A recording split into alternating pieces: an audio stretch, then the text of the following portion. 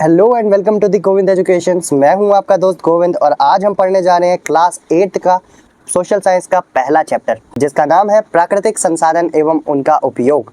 तो देखो, सबसे पहले हम समझ लेते हैं कि प्राकृतिक संसाधन आखिर होता क्या है ना। तो हम इसको देखने वाले हैं कि क्या होता है प्राकृतिक संसाधन।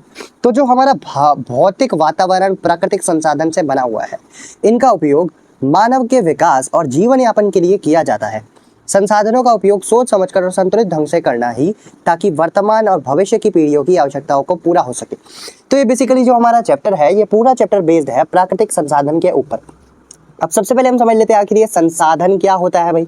संसाधन बेसिकली हमारी वो वाली चीज होती है जो कि हमारी आवश्यकताओं की पूर्ति करती है, तो उसे हम संसाधन बोलते हैं। और यहीं पे अगर प्राकृतिक आ गया है तो प्रकृति में जो जो संसाधन उपलब्ध है उन्हीं को ही हम प्राकृतिक संसाधन कहते हैं। और बेसिकली इधर हमें कोड दिया हुआ है और हमें बताया हुआ है कि हमें प्राकृतिक संसाधन को एकदम संतुलित ढंग से प्रयोग करना चाहिए। क्यों करना चाहिए भाई संतुलित ढंग से प्रयोग? क्योंकि ये हमारे लिए क्या है, जरूरी है बहुत ज्यादा। और इसके बाद हम बात करें कि हमारे लिए क्यों ज़रूरी है, क्योंकि जो हमारी भविष्य की पीढ़ी है उनको ये काफ़ी ज़्यादा क्या करेगी, मदद करेगी। तो आपको समझ में आ गया होगा क्या है चैप्टर का नाम। तो आगे बढ़ते हैं। सबसे पहले हम समझ लेते हैं आखिर ये जल संसाधन क्या होता है, कि ये जल संसाधन क्या है। जल संसाधन क्या होता है भाई? अब ये देखो, जल विद्युत परियोजना हो गई और जो भी हमारी अलग अलग परियोजना होती है, जल से संबंधित तेल एवं गैस अन्वेषण होते हैं, तो ये सारी चीज़ें हमारी जल संसाधन में आती है ना। तो जब जल संसाधन की बात करते हैं तो जल सबसे महत्वपूर्ण प्राकृतिक संसाधन है। यह पीने, सिंचाई, उद्योग, परिवहन, मछली पालन और बिजली उत्पादन जल विद्युत में उपयोग होता है। बांध, नहरें, ट्यूबवेल, तालाब और जलाशय बनाकर जल का संग्रहण एवं प्रबंधन किया जाता है। बढ़ती जनसंख्या, प्रदूषण और अपव्यय से जल संकट से गहरा असर पड़ रहा है, इसीलिए जल संरक्षण भी अनिवार्य है। अब ये जल संरक्षण क्या होता है भाई? ये जो जल संरक्षण है ना, इसका मतलब बेसिकली ये है कि हमें जल को बचा कर रखना है। और जल संसाधन ये है कि जो भी ऐसे संसाधन है जो हमारी आवश्यकताओं की पूर्ति करता है, तो उसे जल संसाधन बोलते हैं। अब जल सबसे महत्वपूर्ण संसाधन भी है। अब इसमें तालाब आ गया, ट्यूबवेल आ गया, जलाशय आ गया, तो ये जो जितनी भी सारी चीज़ें हैं ये क्या करते हैं, बिजली बनाते हैं हमारे लिए, विद्युत बना के देते हैं। और बढ़ती जो हमारी जनसंख्या है उनको जल भी कौन देता है भाई? ये जल भी देने का काम जल ही करता है। जल कैसे मिलता है हमें? हमें जल मिलता है तालाब से, ट्यूबवेल से, नहरों से, जलाशय से, जो हमारी क्या करता है, आवश्यकताओं की पूर्ति करता है, जिससे कि हमारी सारी ज़रूरतें क्या हो जाती है, पूरी हो जाती है। तो यही होता है हमारा जल संसाधन। इसको आप बेसिकली सिंपल शब्दों में ऐसा बता सकते हैं कि जल सबसे महत्वपूर्ण साधन है और जल से ही हम बिजली उत्पादन, मछली पालन, उद्योग, पानी की सिंचाई और पानी पीने के लिए जो भी ज़रूरतें होती है वो सारी चीज़ें हम करते हैं। मछली पालन, विद्युत, तो वो है हमारा, इसीलिए इन सारी चीज़ों में उपयोग होता है। और ये बांध, नहरें, ट्यूबवेल, तालाब में मिलता है, इसीलिए हमें जल संरक्षण करना ज़रूरी है भाई। और क्या है, हम आगे देख लेते हैं। नेक्स्ट है हमारा भूमि संसाधन। तो ये भूमि संसाधन क्या होता है भाई? अब इसको देखते हैं। ये जब भूमि संसाधन की बात आती है तो भूमि संसाधन वो जो होता है, जैसे कि हल चलाता है किसान अपनी ज़मीन पे, और पहाड़ी क्षेत्रों में क्या होती है, पहाड़ी क्षेत्रों में अलग अलग चीज़ें होती है, सीढ़ीदार खेती होती है, सीढ़ियाँ बना के क्या करते हैं, खेती करते हैं। ऐसी सीढ़ीदार खेती, अगर पहाड़ है यहाँ पे, मैं तुम्हें एक एग्जांपल से बताता हूँ। जैसे कि मान के चलो कि यहाँ पर एक पहाड़ है और इस पहाड़ में ऐसे सीढ़ी बना देते हैं, ऐसे अलग अलग अलग, और इधर ही इन कोनों पे क्या होती है, खेती की जाती है। तो यही होती है सीढ़ीदार खेती। पहाड़ी क्षेत्रों में सीढ़ीदार खेती होती है और हमारे नॉर्मल जो जगह होती है वहाँ पे तो किसान हल से क्या करता है, खेती को करता है भाई। तो आगे देखते हैं। अब भूमि संसाधन क्या है? इसमें भूमि संसाधन की जब हम बात करें तो भूमि संसाधन भूमि पर कृषि, वानिकी, खनन, आवास, उद्योग आदि गतिविधियां होती है। अब भूमि पर क्या होता है, खेती की जाती है भाई। वानिकी मतलब वन मिलते हैं हमें काफ़ी सारे, जहाँ पे वन रहते हैं, पेड़ पौधे और जंगल काटे जाते हैं, जैसे कि लकड़ियाँ मिलती हैं हमें। लकड़ियों से हम बहुत सारी चीज़ें बनाते हैं। खनन की प्रक्रिया होती है। खनन से बेसिकली क्या होता है कि कोयला हो गया हमारा, कोयला, पेट्रोल, इन सारी चीज़ों को क्या किया जाता है, निकाला जाता है। और जब हम इन सारी चीज़ों को निकालते हैं तो क्या हो जाता है, हमें क्या मिलती है, अलग अलग चीज़ें मिलती है। आवास, हम रहने का भी काम क्या करते हैं, ज़मीन पर ही करते हैं। हमारा घर भी तो ज़मीन पर ही बना है, जो हमारा घर बना है वो भी ज़मीन पर ही है। और उसके साथ साथ ये सारी आदि गतिविधियाँ हम क्या करते हैं, ज़मीन के पर करते हैं। दूसरा क्या है भाई, उपजाऊ मिट्टी और समतल मैदान और जल की उपलब्धता से क्या होता है, कृषि संभव होती है। अभी देखो ये यहाँ पे क्या कर रहा है, खेती कर रहा है भाई। और ये जो खेती कर रहा है, ये खेती पॉसिबल क्यों हो रही है, ये खेती इसी वजह से पॉसिबल हो रही है क्योंकि उपजाऊ मिट्टी है, समतल मैदान है और जल की उपलब्धता है। ये पागल थोड़ी है भाई जो खेती कर रहा है। तो इसीलिए हम क्या लिखेंगे कि भूमि पर कृषि वानिकी ये सारी चीज़ें हो सकती है और उपजाऊ मिट्टी, समतल मैदान और जल की उपलब्धता से कृषि संभव हो सकती है। मतलब अगर ये सारी चीज़ें हमारे पास उपलब्ध है तो हम इजीली क्या कर सकते हैं, कृषि कर सकते हैं भूमि पर।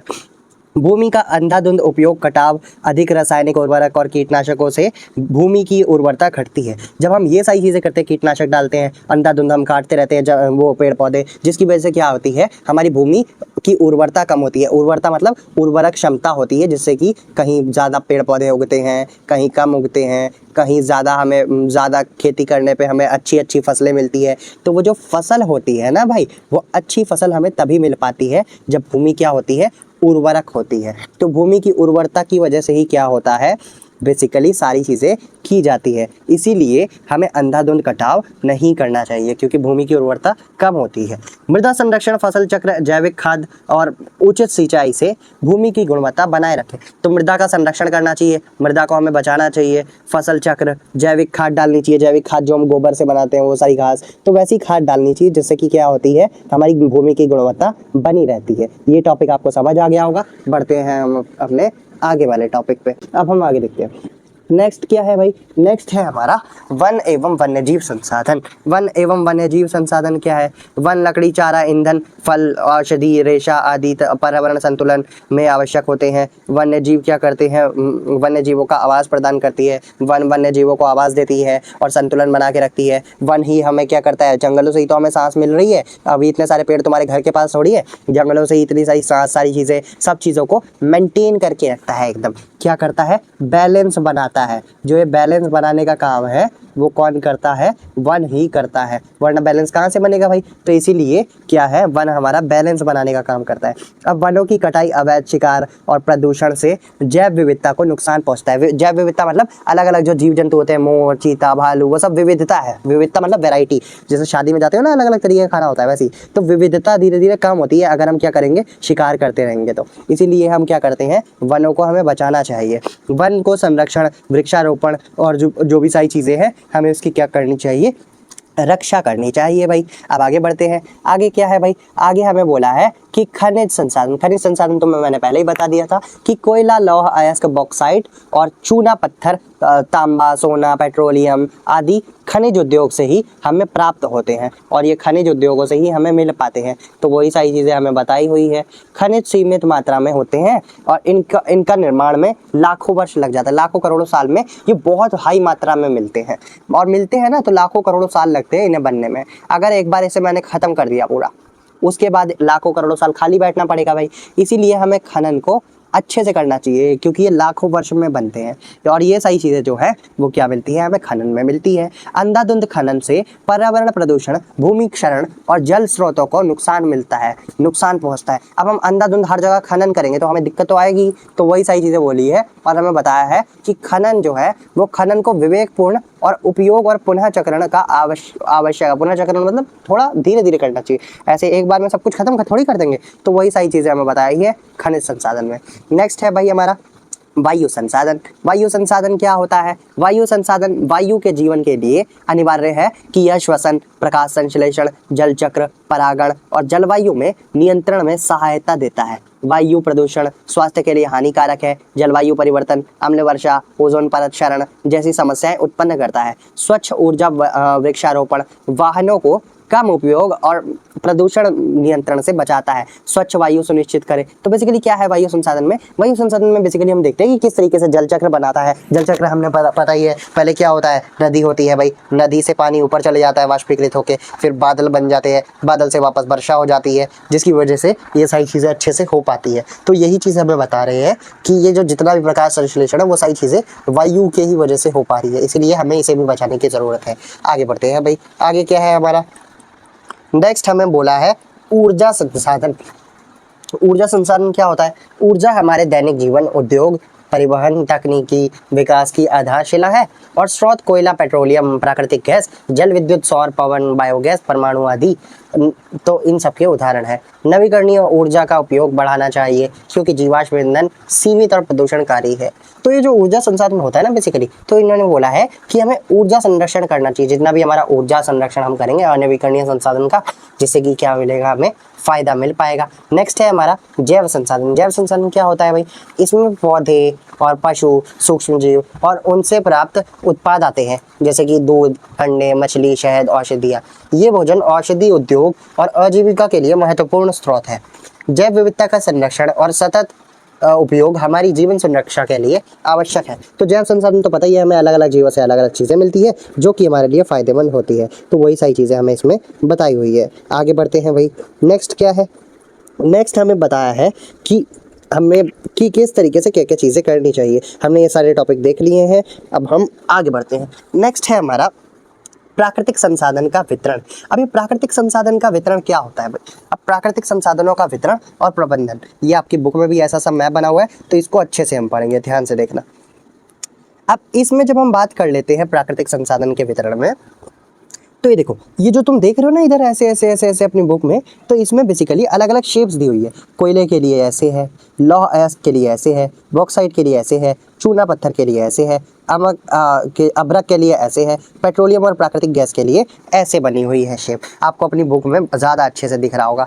तो ये जो जितनी भी तुम सारी चीज़ें देख रहे हो, तो ये जो सारी चीज़ें हैं ये अलग अलग शेप बनी हुई है और बताया हुआ है कि कहाँ पे क्या क्या चीज़ें मिलती है। जैसे कि कोयले के लिए ये देखो यहाँ पे बना हुआ है बरेली में, ये और इधर, तो ये सारी चीज़ें इसमें बताई हुई है। ये मैप तो तुम्हें समझ में आ गया होगा कि जिस शेप से के हिसाब से सारी चीज़ें हैं उसी हिसाब से हमें बताया हुआ है कि कहाँ पे क्या क्या चीज़ें मिलती है। तुम इजीली अपनी बुक में देख के समझ लोगे इसे। अब देखो, संसाधनों का ना एक वितरण है। अब तुम देखोगे कि किसी जगह पे कोयला मिलता है तो तुम्हें पेट्रोल नहीं मिलेगा, किसी जगह पे कुछ मिलता है तो तुम्हें कुछ नहीं मिलेगा, है ना। तो उस हिसाब से है, हर जगह पे सब कुछ मिलना इतना मुश्किल है ना। तो इसीलिए बेसिकली क्या है, प्राकृतिक संसाधनों का वितरण हुआ है। वितरण कैसा हुआ है भाई, संसाधन का वितरण स्थान पर अलग, हर स्थान पर अलग अलग है। जैसे कोयला झारखंड, उड़ीसा, छत्तीसगढ़ में मिलता है। लौह अयस्क उड़ीसा, छत्तीसगढ़, कर्नाटक में मिलता है। Petrol Mumbai high, Assam. प्राकृतिक गैस, चूना पत्थर आदि मुंबई हाई, इन सही जगह पे मिलता है। तो ये देखो, हर जगह पे सब कुछ उपलब्ध नहीं है, कहीं कहीं जगह पर कहीं कहीं चीज़ें हैं। तो ये वितरण है, अलग अलग हिस्सों में क्या हुआ है, बटे हुए हैं ये सारी चीज़ें। तो वही सारी चीज़ें हमें बताई है। अब प्रबंधन का उपाय क्या है, इसको हम देखते हैं। वैज्ञानिक सर्वेक्षण और योजना बनाना, संसाधनों का विवेकपूर्ण इस्तेमाल। ले तो तुम्हें पता ही है कि हमें क्या करना चाहिए, प्रबंधन करना चाहिए किसी भी चीज़ को बचाने के लिए। अब विद्युत जल विद्युत और इन सारी चीज़ों को हम देखते हैं। अब नदियों पर बांध बनाकर जल विद्युत पैदा की जाती है, मतलब बांध जब बनाते हैं ना तो उससे विद्युत पैदा होती है, बिजली। यह स्वच्छ, सस्ती और नवीकरणीय ऊर्जा होती है। नवीकरणीय ऊर्जा मतलब एक होता है अनवीकरणीय, एक होता है नवीकरणीय। अनवीकरणीय बेसिकली क्या होता है और नवीकरणीय क्या होता है। अनवीकरणीय बेसिकली इसका मतलब होता है कि ऐसे संसाधन जिन्हें हम एक बार जब इस्तेमाल कर लें तो वो ख़त्म हो जाते हैं। एक बार जब हम उसका एक बार अच्छे से प्रयोग कर लेंगे और उसके बाद क्या हो जाएगा, वो ख़त्म हो जाएंगे। फिर उसको बनने में लाखों करोड़ों साल लगेंगे। जैसे कि ये मैंने बताया था ना अभी आपको, कोयला, पेट्रोलियम, गैस। तो ये सारी चीज़ें ऐसी है ना, अगर हमने इसे एक बार बना लिया तो फिर एक बार बनाने के बाद ये क्या हो जाएंगे, ख़त्म हो जाएंगे। और उसके बाद जब ये ख़त्म होंगे तो हमें पता ही है कि लाखों करोड़ों वर्ष के बाद क्या होता है, इन्हें हम दोबारा से प्राप्त कर सकते हैं। तो वो सारी चीज़ें हमें बताई हुई है, तो उसी के हिसाब से है। तो वो तो होता है हमारा अनवीकरणीय संसाधन। नवीकरणीय संसाधन ऐसे संसाधन होते हैं जो कि ऐसे संसाधन है जिसको अगर हम अच्छे से इस्तेमाल करेंगे तो हम उसे दोबारा से भी इस्तेमाल कर सकते हैं। वो कभी ख़त्म नहीं होते, असीमित मात्रा में उपलब्ध है। असीमित मात्रा का मतलब क्या है, अनलिमिटेड, जितना मर्जी यूज़ करो वो ख़त्म नहीं होंगे। तो उन्हें हम बोलते हैं नवीकरणीय संसाधन। जैसे कि हमने देखा कि सूर्य का प्रकाश जो है वो कभी ख़त्म हो सकता है, नहीं हो सकता भाई। तो वो सारी चीज़ें हमें बताई हुई है कि कैसे कैसे क्या क्या चीज़ें हैं। अब सूर्य का प्रकाश ले लो कि जो सूर्य का प्रकाश है वो इतनी जल्दी ख़त्म नहीं होता, हवा कभी ख़त्म नहीं होती। तो वही सारी चीज़ें हैं। आगे देखते हैं। तो नवीकरणीय, शॉर्ट फॉर्म में समझे तो नवीकरणीय संसाधन सीमित मात्रा में है और अनवीकरणीय संसाधन सीमित मात्रा में उपलब्ध है। चलो नेक्स्ट क्या है हमारा, अब है हमारा विद्युत जल। और अब हमने देखा था इसमें कि ये नवीकरणीय ऊर्जा है, मतलब इसे दोबारा से इस्तेमाल किया जा सकता है। पन बिजली परियोजना बाढ़ नियंत्रण और पेयजल आपूर्ति के लिए इस्तेमाल में आता है। पवन, सौर एवं बायोगैस, बायोमास जैसे नवीकरणीय स्रोत भी बढ़ रहे हैं। तो वो सही चीज़ें हैं। ये जो जल विद्युत हमारी चीज़ें होती है, इनसे क्या हो रहा है, हमें ज़्यादा फायदा हो रहा है कि हम उससे पन बिजली योजना बना सकते हैं, पानी बना सकते हैं, है ना, पानी से ही बिजली बना सकते हैं, पानी की कोई कमी नहीं रहती किसी के पास, और हम बहुत सारी चीज़ें कर सकते हैं। तो इसीलिए सरकार बांध बनाती है, बांध परियोजना। नेक्स्ट है हमारा कृषि एवं सिंचाई। कृषि हमारे जीवन का आधार है और कृषि सिंचाई के साधन नहर, कुएं, ट्यूबवेल ये रहा, दिख रहा है ना तुम्हें, हाँ, तो वो है। खाद, उन्नत बीज और कृषि यंत्रों से उत्पादन बढ़ता है। फसल विविधीकरण, जैसे जैविक खेती से मिट्टी की उर्वरता बनी रहती है। तो वो सारी चीज़ें इसमें बेसिकली है हमारी, कि मतलब खेती से हम ये सारी चीज़ें कर सकते हैं भाई अच्छे से। आगे बढ़ते हैं। आगे क्या दिया हुआ है हमें बोला है मिट्टी संसाधन। मिट्टी संसाधन हमें बताया था मृदा बोलते हैं इसको शॉर्ट फॉर्म में। अभी ये क्या है, मिट्टी जीवन का आधार है और फसलों के लिए जरूरी पोषक तत्व प्रदान करती है। मृदा क्षरण, वनों की कटाई की वजह से मृदा क्षरण हो रहा है। खाद एवं कीटनाशक का प्रयोग करने से मिट्टी खराब हो रही है। मृदा संरक्षण, वनीकरण, कंटूर जुताई करके, फसल चक्र और पत्ती कंपोस्ट, हरी खाद से किया जा सकता है। तो इन सारी चीज़ों से हम मृदा संरक्षण कर सकते हैं। कंटूर जुताई करके मतलब सेफली जुताई करके अच्छे से। तो इन सही वजह से हम क्या कर सकते हैं, मृदा का संरक्षण कर सकते हैं कि वनों की कटाई ना करें। अत्याधिक चराई, मतलब जो बकरी होती है उसको ज़्यादा ना चरवाएं, ज़्यादा चरेगी तो ख़त्म कर देगी ना सारा, तो इसीलिए। नेक्स्ट है हमारा जल संभर संसाधन।